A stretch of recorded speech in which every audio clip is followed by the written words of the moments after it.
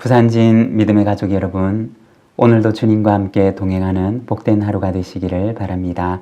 오늘 말씀은 요한복음 14장 1절에서 14절입니다. 너희는 마음에 근심하지 말라. 하나님을 믿으니 또 나를 믿으라. 내 아버지 집에 거할 곳이 많도다. 그렇지 않으면 너희에게 일렀으리라. 내가 너희를 위하여 거처를 예비하러 가노니 가서 너희를 위하여 거처를 예비하면 내가 다시 와서 너희를 내게로 영접하여 나 있는 곳에 너희도 있게 하리라. 내가 어디로 가는지 그 길을 너희가 아느니라. 도마가 이르되 주여 주께서 어디로 가시는지 우리가 알지 못하거늘 그 길을 어찌 알겠사옵나이까. 예수께서 이르시되 내가 곧 길이요 진리요 생명이니 나로 말미암지 않고는 아버지께로 올 자가 없느니라. 너희가 나를 알았더라면 내 아버지도 알았으리로다. 이제부터는 너희가 그를 알았고 또 보았느니라. 빌립이 이르되 주여 아버지를 우리에게 보여주옵소서. 그리하면 족하겠나이다. 예수께서 이르시되 빌립아 내가 이렇게 오래 너희와 함께 있으되 내가 나를 알지 못하느냐. 나를 본 자는 아버지를 보았거늘 어찌하여 아버지를 보이라 하느냐. 내가 아버지 안에 거하고 아버지는 내 안에 계신 것을 내가 믿지 아니하느냐. 내가 너희에게 이르는 말은 스스로 하는 것이 아니라 아버지께서 내 안에 계셔서 그의 일을 하시는 것이라. 내가 아버지 안에 거하고 아버지께서 내 안에 계심을 믿으라. 그렇지 못하겠거든 행하는 그 일로 말미암아 나를 믿으라. 내가 진실로 진실로 너희에게 이르노니 나를 믿는 자는 내가 하는 일을 그도 할 것이요 또한 그보다 큰 일도 하리니 이는 내가 아버지께로 감이라. 너희가 내 이름으로 무엇을 구하든지 내가 행하리니 이는 아버지로 하여금 아들로 말미암아 영광을 받으시게 하려 함이라. 내 이름으로 무엇이든지 내게 구하면 내가 행하리라. 아멘. 오늘 우리가 요한복음 14장의 말씀을 함께 읽었습니다.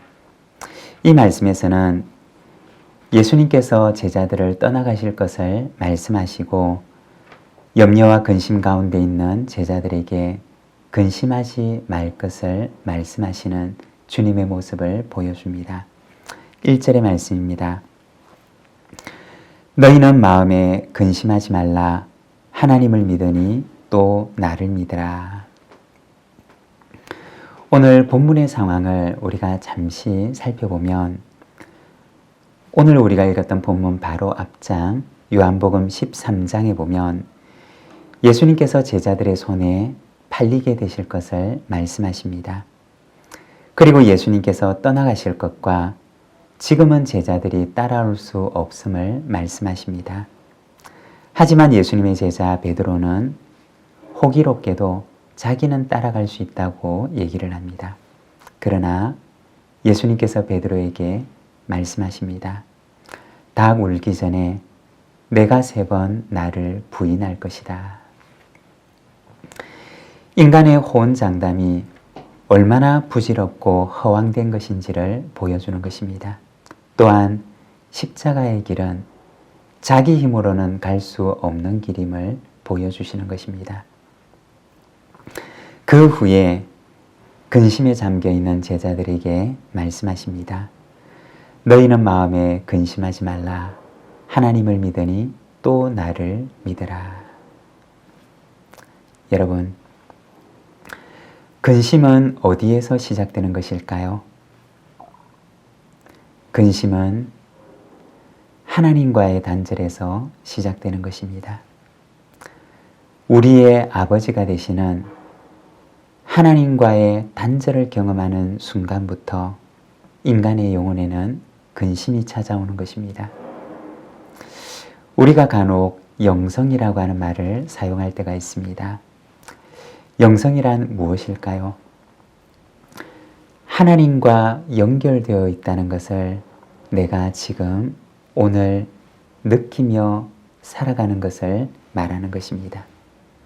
다시 말해서 하나님께서 나와 함께 계신다는 사실을 내가 누리며 살아가는 것을 말하는 것입니다. 얼마 전에 우리나라의 지성이라고 불리던 이효령 박사님께서 세상을 떠나셨습니다.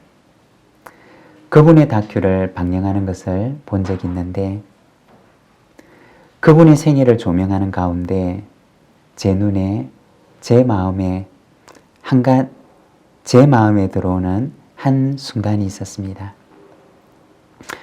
이효령 박사님의 생애 가운데 딸의 죽음을 통해서 그동안에 지성에만 눈이 열려 있었던 그분에게 영성의 눈이 열리게 되는 것을 보게 되었습니다. 그리고 그는 지성에서 영성으로 라고 하는 책을 통해서 자신에게 시작된 영성의 길에 대해서 그는 글을 남기게 됩니다. 예수님께서는 십자가를 향해서 걸어가셨지만 근심하지 않으셨습니다. 왜냐하면 주님은 언제나 성부 하나님과 연결되어 있었고 성부 하나님과 함께 계셨고 성부 하나님과 뗄래야 뗄 수 없는 교제 가운데 계셨기 때문입니다. 우리에게 염려는 언제 찾아올까요? 하나님께서 나와 함께 계신다는 사실을 놓쳐버리는 순간 염려가 찾아옵니다. 하나님께서는 여전히 나와 함께 계시지만 내가 하나님을 놓쳐버리는 그 순간 내 마음속에는 불안과 근심과 염려가 찾아오는 것입니다. 그렇지만 그 순간에도 하나님께서는 여전히 내 곁에 함께 계신다는 것입니다. 2절과 3절의 말씀입니다. 내 아버지 집에 거할 곳이 많도다. 그렇지 않으면 너희에게 일렀으리라. 내가 너희를 위하여 거처를 예비하러 가노니 가서 너희를 위하여 거처를 예비하면 내가 다시 와서 너희를 내게로 영접하여 나 있는 곳에 너희도 있게 하리라. 예수님께서 제자들에게 말씀하십니다. 내가 너희를 위하여 거처를 예비하러 간다. 여러분, 만일에 돌아갈 집이 없는 아이가 있다면 그 아이의 마음은 얼마나 불안할까요? 낮에는 아무리 재미있게 놀아도 저녁이 다가오면 그 마음속에는 슬픔과 불안이 찾아올 것입니다. 왜냐하면 돌아갈 집이 없기 때문입니다. 그러나 돌아갈 집이 있는 아이는 아이들과 노는 놀이에서 때로는 이기기도 하고 지기도 하지만 그러나 저녁이 오는 것에 대한 불안이 없습니다. 왜냐하면 그 아이에게는 돌아갈 평안한 안식처가 있기 때문입니다. 여러분, 우리는 돌아갈 집이 없는 아이가 아니라 돌아갈 집이 예비되어 있는 하나님의 자녀입니다. 이 땅에서 잠시 동안 그 아는 이 집을 떠나게 되면 더 좋은 집을 하나님께서는 우리를 위해서 예비해 놓으신 것입니다. 주님께서는 제자들에게 말씀하십니다. 내가 너희를 위하여 거처를 예비하러 간다. 사랑하는 여러분, 이와 같은 평강이 저와 여러분의 심령 가운데 언제나 가득하기를 소망합니다. 6절의 말씀입니다. 예수께서 이르시되 내가 곧 길이요 진리요 생명이니 나로 말미암지 않고는 아버지께로 올 자가 없느니라. 도마가 예수님에게 예수님께서 가시는 길을 우리는 알지 못합니다. 주님께서 어디로 가시는지 우리는 알지 못합니다. 라고 말합니다. 그러자 주님께서 말씀하십니다. 내가 곧 길이다. 주님께서 곧 아버지께로 가는 길을 열어주신 참된 길임을 말씀하십니다. 여러분, 예수님께서는 우리의 길이 되십니다. 아버지께로 가는 길이 되시고 죄로 인해서 돌이킬 수 없는 상태가 되어버린 우리를 다시 하나님의 자녀로 온전하게 회복케 하시는 길이 되십니다. 오늘도 길 대신 주님과 함께 동행하는 사순절 복된 하루가 되시기를 바랍니다. 기도하겠습니다. 하나님 아버지 은혜를 감사합니다. 오늘도 귀한 하루를 우리에게 허락해 주시니 감사합니다. 주님, 우리의 길이요 진리요 빛이 되신 우리 주님, 우리에게 참 길을 열어주셔서 아버지께로 나아갈 수 있도록 인도하신 우리 주님 감사합니다. 하나님 아버지, 오늘도 우리가 길 대신 주님 앞에 나아갑니다. 주님을 따라 하나님께로 나아갑니다.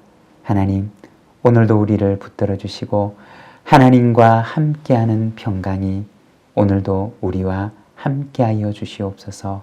예수님의 이름으로 기도드립니다. 아멘.